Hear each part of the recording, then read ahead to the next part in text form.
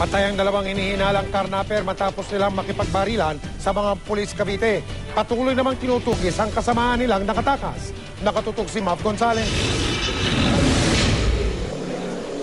Hindi nakatakas sa mata ng mga pulis Cavite ang walang plakang SUV na ito. Napatay ang dalawang sakay nito na hinihinalang mga carnapper matapos umanong makipagbarilan ng mga ito pasado alas 8 kagabi.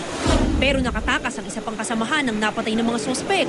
Ayon sa mga pulis, kahina-hinala ang SUV na bumabagtas noong oras na yon sa Governor's Drive sa General Trias, Cavite. Kaya't itinimbre na nila ito sa Mobile Patrol Group.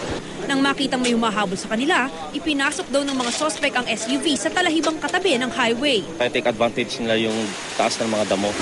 So doon pa lang, pagbaba nila, binanatan kami. At the same time, nag-return fire din kami.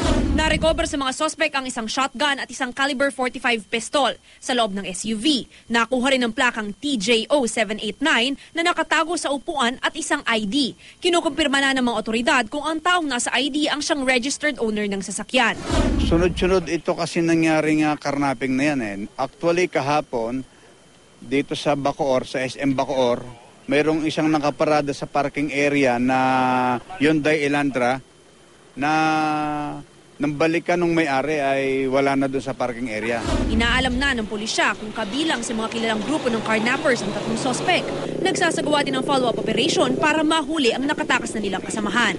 Payo naman ng mga pulis. Sa mga may-ari ng sasakyan, unang-una, dapat laging nakalak yung ating mga sasakyan. Kung sasakay sila, magmatsyag muna sila doon sa paligid, baka mayroong nag-aabang. Mav Gonzales, nakatutok, 24 oras.